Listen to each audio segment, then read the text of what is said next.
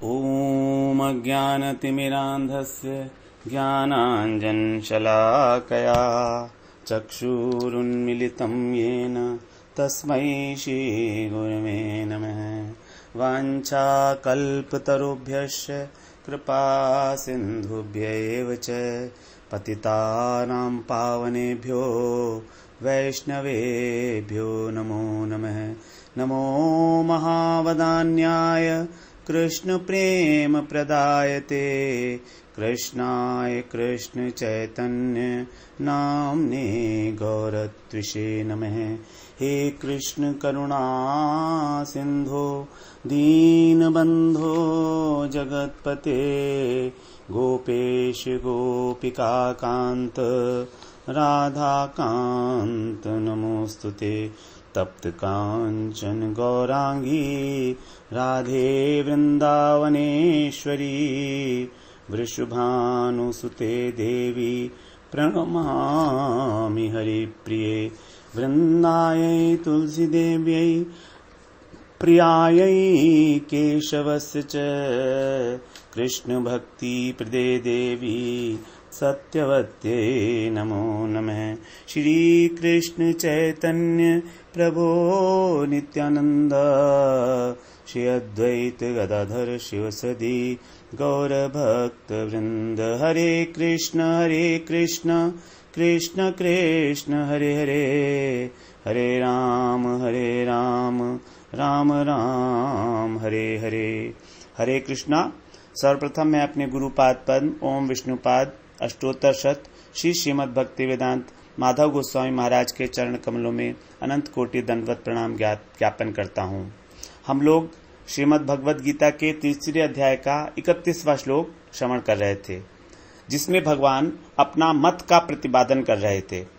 30वें श्लोक में भगवान ने कर्मयोग की विधि बताई कि कर्मयोग को किस प्रकार से करना है, अर्थात भगवत अर्पित निष्काम कर्म। जब भगवान को अर्पित किया जाता है निष्काम कर्म, उसी को कहा गया है कर्मयोग। तो कर्मयोग के बारे में भगवान अपना मत बता रहे हैं दो प्रकार से, अन्वय रीति से और व्यतिरेक रीति से। अर्थात अगर ये इस मत का पालन करेंगे तब उसका क्या फल होगा, उन लोगों का जो कर्म है, कर्म बंधन है, उससे मुक्त हो जाएंगे। और अगर इसका पालन नहीं करेंगे तो वो 32वें श्लोक में बताएंगे कि उनका किस प्रकार से पतन हो जाता है।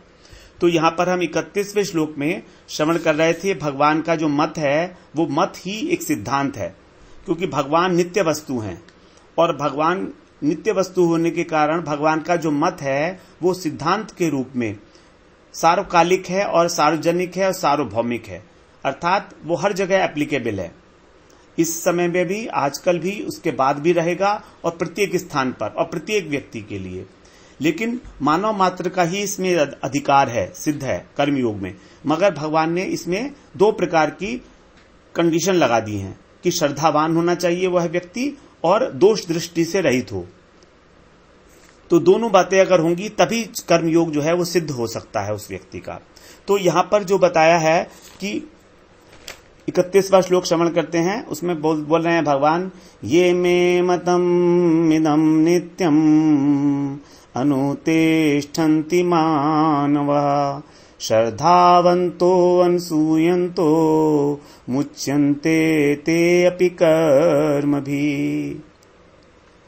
तो हम लोगों ने श्रवण किया कि भगवान मत कह रहे हैं इसको, और कह रहे हैं नित्य मत है, नित्य।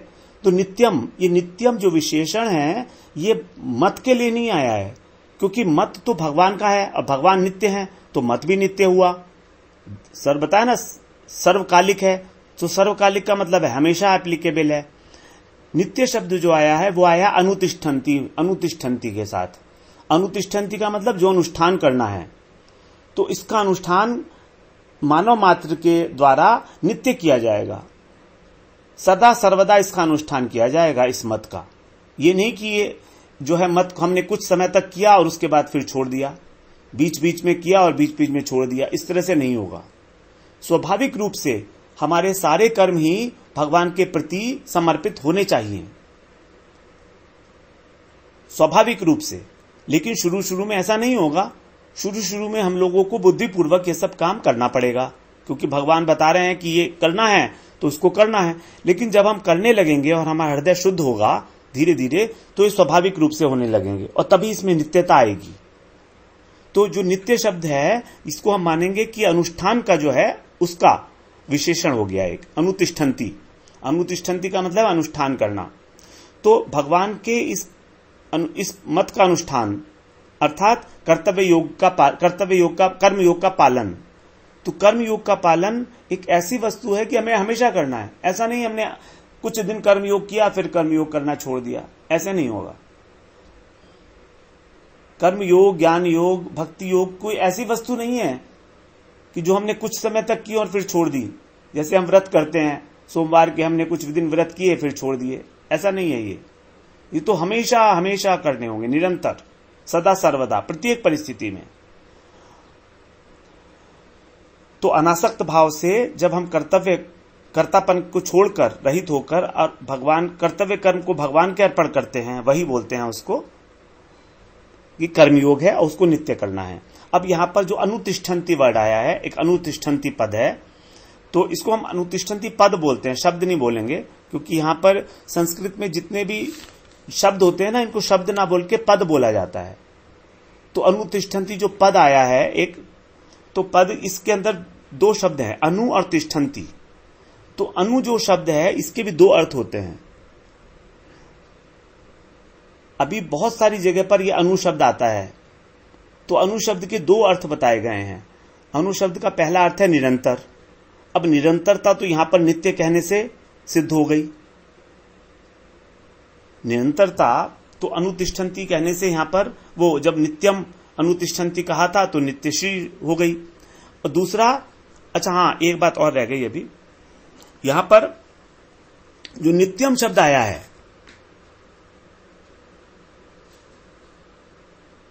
हाँ ठीक है, नित्यम शब्द अनुतिष्ठन्ति का ही विशेषण होगा। तो यहां पर निरंतरता के लिए तो नहीं आएगा अनु शब्द। यहां पर अनु शब्द के दो अर्थ बताए थे, एक है निरंतर और दूसरा है अनुगत्य। अनु का मतलब अनुगत होकर।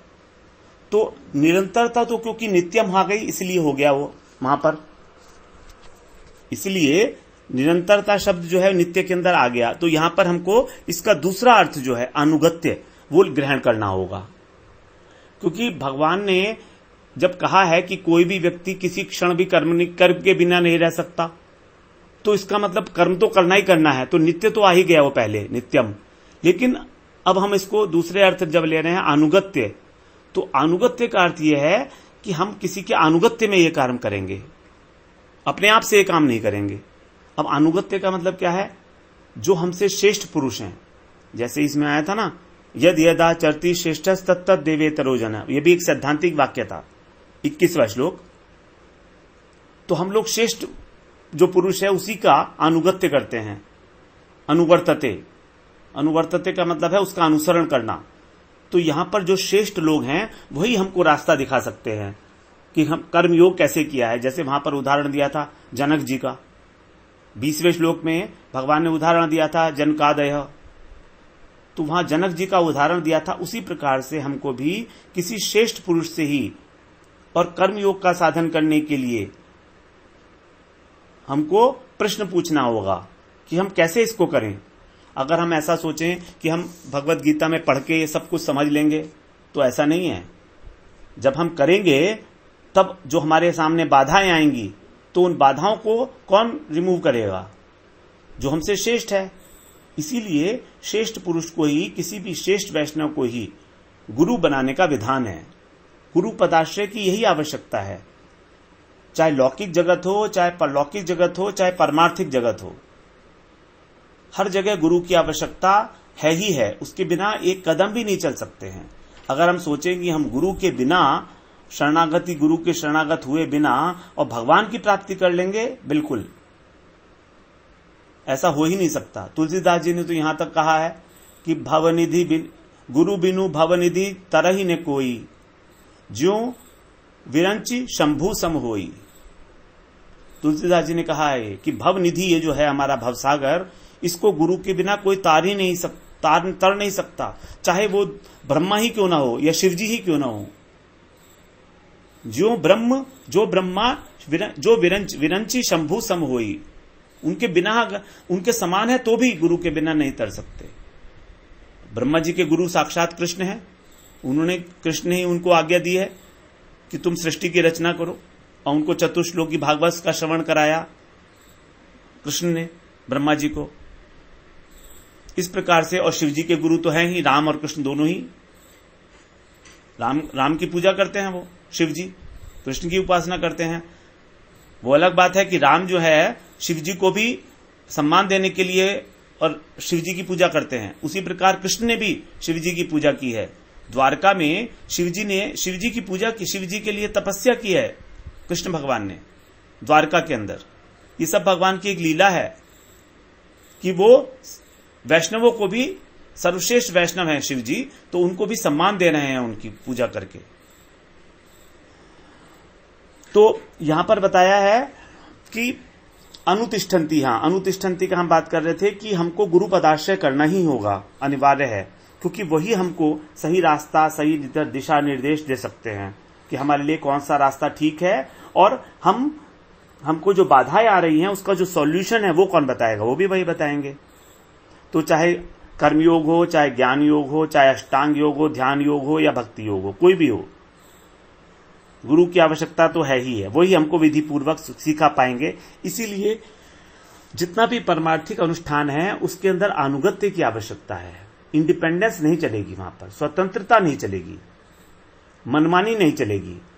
अभी हम क्या है, हमारी मनमानी इतनी है हमारे मन में कि हमारे को जो मन में आता है हम वो करते हैं। हम सोचते हैं कि हमको किसी का अनुशासन स्वीकार करने की आवश्यकता ही नहीं है।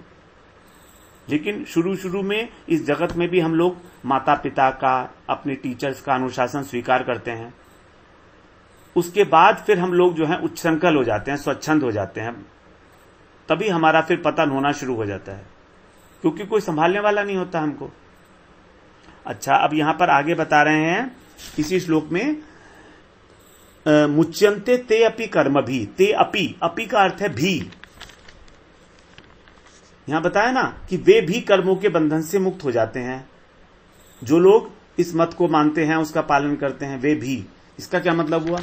इसका मतलब यह हुआ कि कोई और मत भी है इसके अलावा जिसका पालन करके और कर्म बंधन से छुटकारा पाया जा सकता है। वो मत क्या हो सकता है? कौन सा है वो मत? ते अपि कर्म भी, उनके भी कर्म बंधन नष्ट हो जाएंगे जो ऐसा करेंगे। तो अपि शब्द से यही पता लग रहा है कि दूसरा कोई रास्ता है, अन्य उपाय है। यहां भगवान इस बात का संकेत कर रहे हैं 3 अध्याय में ही, और ये लक्ष्य कर रहा है 9वें अध्याय की ओर। 9वें अध्याय में भगवान ने बिल्कुल भक्ति योग की बात की है। 9वां अध्याय पूरा का पूरा भक्ति योग को टोटली डेडिकेटेड है। 8वां अध्याय नहीं है, 7वें के बाद सीधे 9वें पर पहुंचे भगवान, क्योंकि 8वें में तो 7वें अध्याय के अंत में जो प्रश्न पूछे गए थे वही उनका उत्तर दिया भगवान ने 8वें में। फिर 9वें में वो वही आ गए जहां पर थे, 7वें से चल रहे थे जब, तो 7वें अध्याय से। तो 9वां अध्याय पूरा का पूरा भक्ति योग का है। और 9वें अध्याय का पहला श्लोक श्रवण करें, उसमें क्या बोलते हैं भगवान? इदम तू ते गुह्यतमं प्रवक्ष्यामि अनसूयवे, ज्ञानम विज्ञान सहितम यत् ज्ञात्वा मोक्षसे अशुभात्, यत् ज्ञात्वा मोक्षसे अशुभात्। 9वें अध्याय में भक्ति योग का जो है वहां पर बता रहे हैं कि मैं तेरे को गुह्यतम ज्ञान बताने वाला हूं, प्रवक्ष्यामि कहूंगा। कौन सा ज्ञान? गुह्यतम। अभी तक भगवान पहले तो गुह्य ज्ञान दे रहे हैं, पहले सामान्य ज्ञान दिया भगवान ने, अब गुह्य ज्ञान देंगे, फिर गुह्यतर देंगे, फिर गुह्यतम देंगे, और लास्ट में पूर्ण सर्व गुह्यतम देंगे। तो भगवान ने इस प्रकार 5 प्रकार के ज्ञान दिए हैं। तो गुह्यतम ज्ञान क्या है? वही है ज्ञान विज्ञान सहितम। विज्ञान का अर्थ क्या है? ज्ञान का मतलब होता है थियोरिटिकल, एकेडमिक, और विज्ञान का मतलब है प्रैक्टिकल। जैसे हम लोग लेबोरेटरी में प्रैक्टिकल करते हैं, फिजिक्स में, केमिस्ट्री में, मॉर्निंग में लेक्चर सुनते हैं, शाम को प्रैक्टिकल करते हैं विज्ञान। तो ज्ञान ले लिया, उसके बाद विज्ञान मतलब विशेष रूप से ज्ञान। जब विशेष रूप से ज्ञान लिया जाता है तभी हम उसको आत्मसात करते हैं। वरना वो ज्ञान एक कान से सुना दूसरे में चला जाता है। किसी भी ज्ञान के ऊपर हमने श्रवण किया, अगर हम उसका आचरण नहीं करेंगे, प्रैक्टिकल नहीं करेंगे, तो वो ज्ञान भाग जाएगा हमसे, याद ही नहीं रहेगा हमको कुछ भी। ये सारी बातें जो है प्रैक्टिकल क्या? प्रैक्टिकल ये कि मनन करना उसके ऊपर, how it applies in my life, ये है प्रैक्टिकल। और ये क्या है? ये भक्ति योग यही है। इसी से भगवान की अनुभूति होगी। जो कहा गया है कि भक्ति के ये अंग हैं, तो भक्ति के अंग तो हमने याद कर लिए, उनकी डेफिनेशन भी याद कर ली, तो बस क्या हो गया काम? नहीं, उसका पालन करना पड़ेगा, आचरण करना पड़ेगा वैसा, तभी भगवान की अनुभूति होगी। उस अनुभूति को बोलते हैं विज्ञान। भगवान की जब अनुभूति होने लगती है तब उसको बोलते हैं विज्ञान। तो यहां पर भगवान कह रहे हैं ज्ञान विज्ञानम सहित, ज्ञानम विज्ञान सहितम, विज्ञान के सहित कहूंगा। यत ज्ञात्वा, जिसको जानकर, मोक्ष से अशुभात, तेरा अशुभात खत्म हो जाए, अशुभ खत्म हो जाएंगे। अशुभ क्या है? इस संसार में आना जाना ही अशुभ है। ये नाशवान संसार है। इस संसार में जो आवागमन की बात है, बार बार आना बार बार जाना, दुख रूप संसार है। दुखालयम अशाश्वतम, दुख का आलय है, आलय का मतलब भंडार है, और अशाश्वत मतलब नित्य नहीं है, नश्वर है, क्षय को प्राप्त हो रहा है प्रतिक्षण, हमारा शरीर भी और यह संसार भी। तो इसलिए इसको बोला अशुभ है। अब संसार में आने का कारण क्या है? कर्म बंधन। तो यहां पर भी भगवान यही बता रहे हैं कि जो ज्ञानम विज्ञान सहितम, अर्थात जो भक्ति योग का मैं तुझे उपदेश देने वाला हूं, उससे भी तेरे कर्म बंधन समाप्त हो जाएंगे, तेरे को आवागमन से छुट्टी हो जाएगी, मोक्ष से अशुभात। तो यहां पर यह भक्ति योग का गौण फल बता दिया। पहले गौण फल बता दिया, जो कर्म योग का मेन फल था। कर्म योग का मेन फल था कर्म बंधन से छुटकारा, अर्थात चित्त की शुद्धि। बेसिकली चित्त की शुद्धि होने से फिर वहां पर जो है स्वभावतः है कोई भी पाप नहीं होगा। पाप नहीं होगा तो फिर पाप और पुण्य नहीं होंगे, तो फिर कर्म बंधन से जन्म मृत्यु से छुटकारा मिलेगा। तो यहां पर भक्ति योग में गौण फल है इसका, जो कर्म योग का मुख्य फल था। और यहां पर मुख्य फल क्या है? मुख्य फल है भगवान की अनुभूति, भगवत प्रेम। और ये भक्ति योग जो है कैसा? करने में किस प्रकार का है? धर्म्यम सुसुखम कर्तुम अव्ययम, 9वें अध्याय में ही है, दूसरा श्लोक, उसका लास्ट चरण है, चौथा चरण। धर्म्यम, ये ऐसा धर्म है, सुसुखम, सुसुखम माने बहुत सुगमता से करने योग्य, सुखपूर्वक। सुखम नहीं, सुसुखम बोला भगवान ने, कि बहुत सुगम है, बड़ा सुगम है, क्योंकि कुछ करना ही नहीं है, वही करना है जो कर रहे हो, कोई भी खास काम तो कुछ करना ही नहीं है। कर्तुम, करने में बड़ा सुगम है, और अव्ययम, अव्यय भी है, इसका कभी नाश नहीं है। यही बात बताई थी भगवान ने दूसरे श्लोक में, 40वां, दूसरे अध्याय में 40वां श्लोक में ना, नेहा विक्रमानाशो अस्ति प्रत्यवायो न विद्यते स्वल्पम अपि अस्य धर्मस्य त्रायते महतो भयात। स्वल्पम अपि अस्य धर्मस्य, इस धर्म का छोटा सा भी आरंभ, नेहा विक्रमानाशो अस्ति, उसका कभी नाश नहीं होता। क्यों नहीं होता? क्योंकि अव्यय है। यहां बोला अव्यय, जैसे भगवान अव्यय है ऐसे ये भी अव्यय है। जैसे भगवान नित्य वस्तु, ऐसे भक्ति भी नित्य है। भगवान अविनाशी, भक्ति भी अविनाशी। भगवान फल दे सकते हैं, भक्ति भी स्वतंत्र रूप से अपना फल दे सकती है। भक्ति और भगवान एक ही है।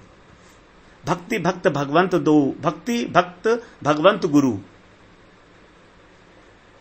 चतुर्वपु तनुए, हाँ, 4 इनके शरीर हैं और अंदर से एक ही हैं। भक्ति भक्त भगवंत गुरु, ये चारों एक ही हैं, इनमें कोई अंतर नहीं है चारों में।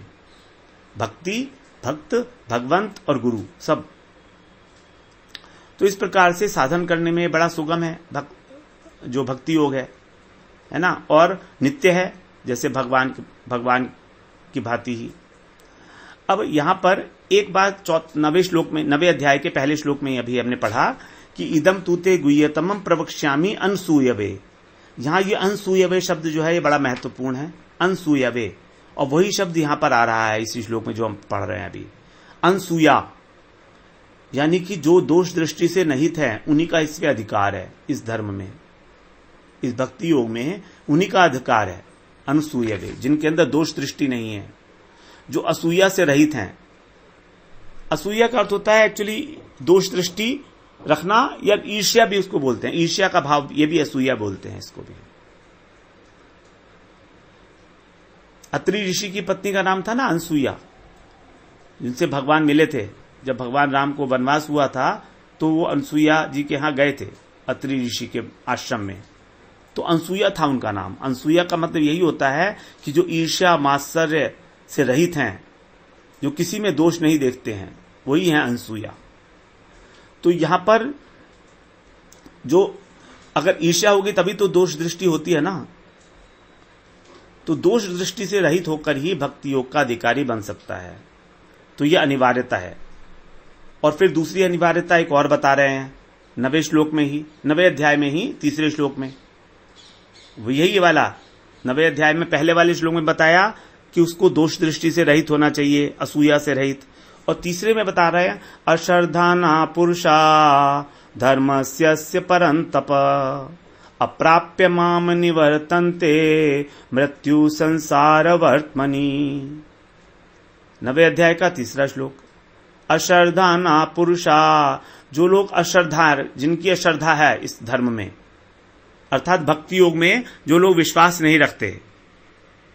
देखिए कितना क्लियर है, अश्रद्धाना पुरुषा धर्मस्य अस्य, इस धर्म के अंदर ये धर्मस्य अस्य शब्द बड़ा महत्वपूर्ण है, क्योंकि धर्मस्य अस्य शब्द वहां पर भी आया है। स्वल्पम अपि अस्य धर्मस्य त्रायते महतो भयात। ये भक्ति योग की बात कर रहे हैं, भक्ति ही है धर्मस्य अस्य। तो जो इस धर्म के अंदर अश्रद्धा रखते हैं, अश्रद्धा मतलब है जो इसको मानते ही नहीं कि भक्ति का कोई गुण होता है। और देखिए 14वें अध्याय के लास्ट में भी यही बोला है, शाश्वतस्य च धर्मस्य सुखस्य एकांतिकस्य च। वहां भी इसी धर्म की बात की है, भक्ति की ही। शाश्वतस्य च धर्मस्य सुखस्य एकांतिकस्य च, वो शाश्वत धर्म यही है हमारा, और जिसका फल क्या है, एकांतिक सुख की प्राप्ति। एकांतिक सुख की प्राप्ति मतलब अखंड रस की प्राप्ति, परम आनंद की प्राप्ति। तो यहां पर यह भक्ति योग को ही बार बार संकेत में किया जा रहा है कि ये श्रद्धा अगर नहीं है भक्ति में किसी पुरुष की, तो वो भगवान को अप्राप्य माम निवर्तन्ते, मुझको प्राप्त नहीं होता कभी भी। वो किसको प्राप्त होता है फिर? अगर ब्रह्म की उपासना कर रहा है तो ब्रह्म को प्राप्त होगा, परमात्मा की कर रहा है तो परमात्मा को होगा, भगवान को प्राप्त नहीं हो सकता है वो। और वैसे तो ब्रह्म को ही प्राप्त नहीं होगा, क्योंकि श्रद्धा ही नहीं है। तो श्रद्धा नहीं है तो वहां भी नहीं पहुंच सकता वो, क्योंकि श्रद्धा तो एक मिनिमम रिक्वायरमेंट है, and the first and the foremost requirement. तो अप्राप्य माम मानी मुझको प्राप्त न होकर कहा जाता है निवर्तन्ते, मृत्यु संसार वर्तमनी, संसार चक्र के अंदर भ्रमण करता रहता है। तो यहां पर वो ये बात कही, श्रद्धा और असूया। संसार चक्र में भ्रमण का मुख्य कारण यही है कि श्रद्धा का न होना और दोष दृष्टि युक्त होना, यही है कारण। अगर हमें श्रद्धा अभाव है भगवान के प्रति और हम लोग दोष देखते हैं भगवान के सिद्धांतों में, शास्त्रों में, गुरु में, साधुओं में, भगवान में, तो अब समझ लें हम लोग कि हमारा भ्रमण निश्चित ही है संसार में। इसीलिए कभी भी दोष दृष्टि नहीं रखनी है और श्रद्धा रखनी है उसके विपरीत। तो दोनों ही बातें एक श्लोक में, इसी श्लोक में आ गई। श्रद्धावंतो अनसूयंतो मुच्यंते ते अपि कर्म भी, ये दोनों बातें आ गई हैं कि श्रद्धावान होकर और दोष दृष्टि से रहित होकर जो कर्मयोग की साधना करेगा वही जो है कर्म से मुक्त होगा, अन्यथा नहीं होगा। अब थोड़ी देर हम श्रद्धा के विषय में एक बार बात कर लेते हैं। श्रद्धा क्या है? हरि गुरु वैष्णव इनके प्रति तथा शास्त्रों के वचनों पर जब हमें दृढ़ विश्वास होता है बिना किसी संशय के, जब सारे संशय नाश हो जाते हैं। और संशय नाश करने का विधि क्या है? तत्व ज्ञान की प्राप्ति। जब तक हमको तत्व ज्ञान नहीं होगा हमें संशय बने रहेंगे कि भगवान कौन है, श्रद्धा क्या है, भक्ति क्या है, ज्ञान क्या है। इनको हम समझ ही नहीं पाएंगे। इसीलिए हम लोग श्रीमद् भगवद गीता के अध्ययन से पहले हमने गौड़ीय वैष्णव सिद्धांत की चर्चा की, उसमें सारे तत्व ही लिखे थे, सारे तत्वों की बात हुई थी, जिससे हमें कोई संशय न रहा, आगे कोई संशय ना रहा है गीता का श्रवण करते हुए। तो आप लोग उसको श्रवण कर लीजिए किसी भी समय, जब आपको समय मिले। यूट्यूब के अंदर वो अवेलेबल हैं ऑलरेडी, जितने भी तत्व सिद्धांत थे उसके 40 लेक्चर हुए थे, उसमें सारे तत्व हम डिस्कस कर लिए थे, जिससे हमको आगे कोई भी संशय ना रहे भगवद गीता में प्रवेश करने के बाद, और हम स्मूथली आगे बढ़ते चले जाएं। तो तभी हम लोग साधना कर सकते हैं कोई भी। तो श्रद्धा का डेफिनेशन बताई थी, हरि गुरु वैष्णव के वचनों पर दृढ़ विश्वास प्लस संशय का नहीं होना, और उसका लक्षण था हमारे को उनके वचन को पालन करने के प्रति उत्कंठा, तत्परता। अगर हमारी उत्कंठा नहीं हो रही है, तत्परता नहीं हो रही, तो समझिए श्रद्धा पूरी नहीं हुई है। अभी ये केवल सिर्फ एक बौद्धिक श्रद्धा है, इंटेलेक्चुअल फेथ, कहने मात्र के लिए, सुनने मात्र के लिए कि हाँ अच्छा लगता है। जब इच्छा ही नहीं है अभी कुछ पालन करने की, तो श्रद्धा कहाँ है?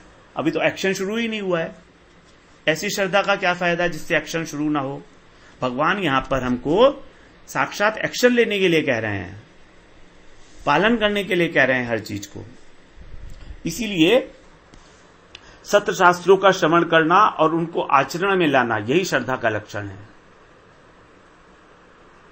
आचरण में तभी ला पाएंगे जब हमको जानकारी होगी शास्त्रों की। तो हमें एक डेडिकेटेड टाइम, एक फिक्स टाइम कर लेना चाहिए कि हम लोग इस समय, इतने समय तक, बस ज्यादा नहीं, थोड़ी देर, जो भी आप ठीक समझें, उतने समय हम लोग श्रवण करेंगे शास्त्रों का नियम पूर्वक। और इस अच्छा यही है कि ये ना करें कि आज एक शास्त्र सुना, कल दूसरा सुना, परसों तीसरा सुना, नहीं। और या एक व्यक्ति से आज सुना, दूसरे से कल सुना, तीसरे से, ऐसा श्रद्धा नहीं बनेगी आपकी, और विचलित हो जाएंगे। जिस व्यक्ति के प्रति आपकी श्रद्धा हो चुकी है और जिस शास्त्र के प्रति श्रद्धा है, उसी का श्रवण करें और उसी का अनुशीलन कर पाएं। बार बार भटकने की आवश्यकता नहीं है। इधर उधर भटकने से कुछ नहीं मिलने वाला है। अभी तक बहुत भटक लिए, कुछ नहीं मिला हमको, अशांत के अशांत हैं। अभी तक हम कन्विक्शन ही नहीं बना पाए हम लोग अपने जीवन में। एक कन्विक्शन बना लीजिए बस, तो एक जीवन ये सफल हो जाएगा। अगर वास्तव में ये है कि हम इस जीवन में सिर्फ एक श्रद्धा बना लें और बुद्धि को एकनिष्ठ कर लें, तो मेरा ऐसा मानना है, और जैसा कि मैंने श्रवण किया है प्रभु जी से, हमारा 50% वर्क खत्म हो चुका है। 50% वर्क यही है, 50% हमारा इसी में है। जैसे डॉक्टर डायग्नोसिस कर ले अगर सही, तो फिर इलाज सही हो जाएगा। उसी तरह से अगर हमारी श्रद्धा अटूट बन जाए कि हम कृष्ण को नहीं छोड़ेंगे,